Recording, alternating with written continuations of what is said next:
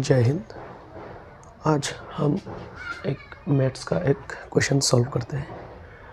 Question हमें क्या दिया हुआ है, prove that the exterior angle of a triangle is equal to the sum of two opposite interior angle. ये हमारे क्वेश्चन है।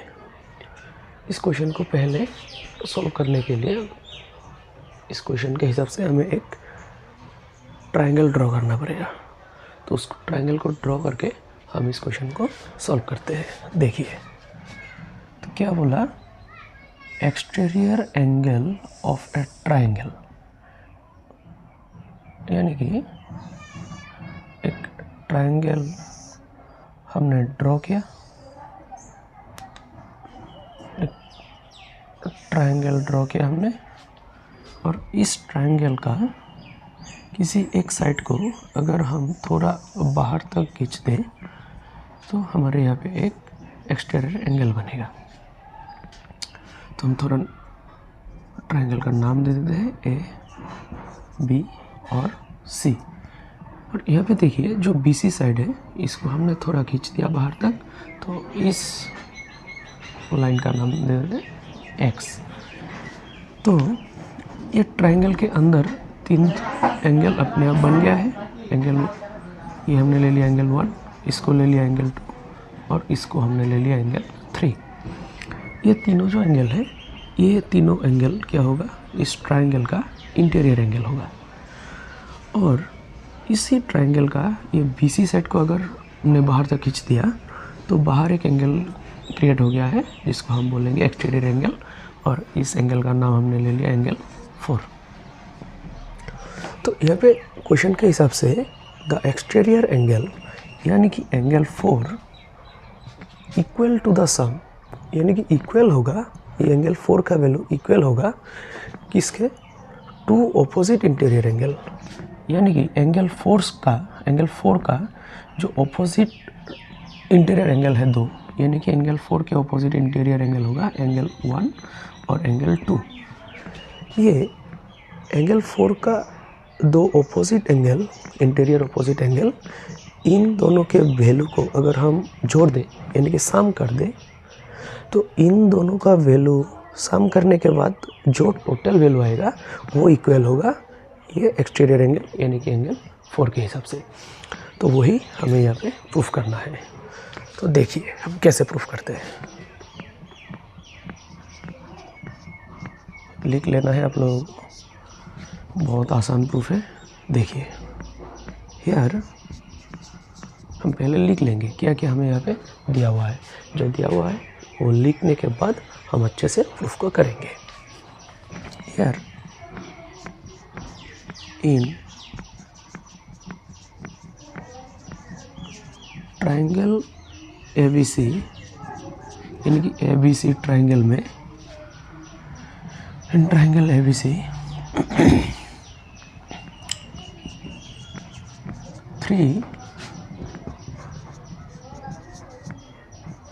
इंटीरियर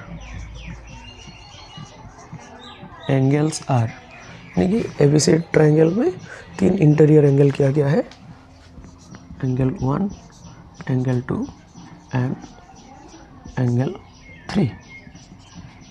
एंड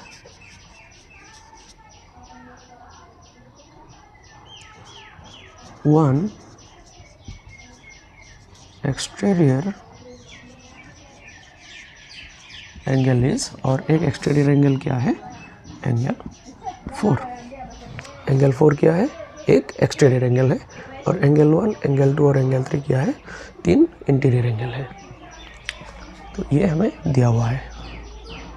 हमें क्या प्रूफ करना है, नीड टू प्रूफ, हमें प्रूफ करना है ये जो एक्सटीरियर एंगल है एंगल 4, ये किसका इक्वल होगा, is equal to the sum of two opposite interior angle.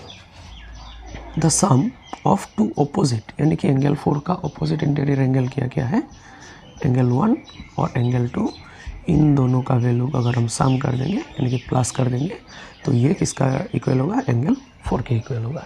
यही हमें प्रूफ करना है, तो प्रूफ करते हैं। देखिए बहुत आसान प्रूफ है, इतना कॉन्फ्यूजिंग नहीं है, ये बहुत आसान है। देखिए वी नो, हम क्या जानते हैं, 3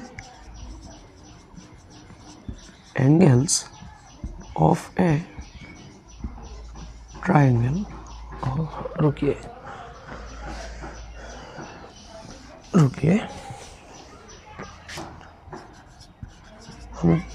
हम क्या जानते हैं, the sum of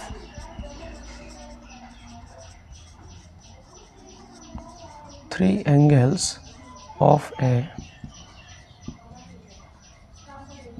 triangle is 180 degree.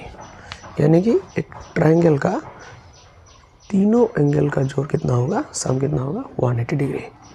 यानी कि therefore angle 1 plus angle 2 plus angle 3 is equal to 180 degree. ये दे दीजिए इक्वेशन 1। अच्छा, यहाँ तक समझ में आया। अब एक थोड़ा देख लीजिए, अगर हम एक स्ट्रेट लाइन ड्रॉ करें और इस लाइन के ऊपर अगर हम और एक लाइन खींच दें तो यहाँ पे 2 एंगल क्रिएट हो रहा है, ये एक एंगल, ये एक एंगल। अगर इन दोनों एंगल को हम जोड़ दें तो इसका भी वैल्यू कितना आएगा, 180 आएगा, क्योंकि स्ट्रेट लाइन एंगल, एक स्ट्रेट लाइन के ऊपर टोटल एंगल कितना होता है, एक तरफ का 180 डिग्री। तो ये थोड़ा यहाँ पे इस्तेमाल होगा। देखिए अगेन,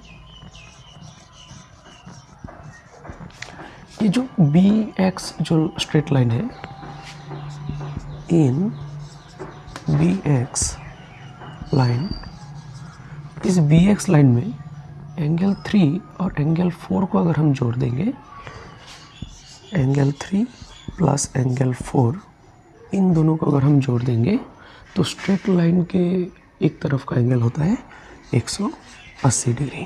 तो ये हो गया हमारा इक्वेशन 2। अभी ये पहला इक्वेशन और ये दूसरा इक्वेशन, इन दोनों इक्वेशन को अगर हम देखें तो हमें क्या मिलेगा कि राइट हैंड साइड का दोनों इक्वेशन में राइट हैंड साइड का वैल्यू कितना है, 180 डिग्री है। यानी कि इक्वेशन 1 और इक्वेशन 2 में राइट हैंड साइड का वैल्यू इक्वल है।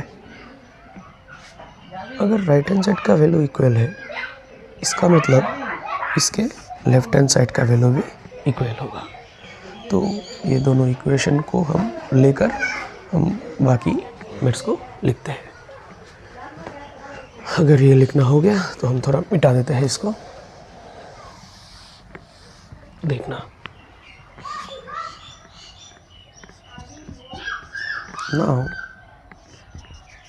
from equation 1 and equation 2, equation 1 और इक्वेशन 2 के हिसाब से हमें क्या मिलेगा, राइट हैंड साइड इक्वल है, इसका मतलब लेफ्ट हैंड साइड भी इक्वल होगा। यानी कि इक्वेशन 2 में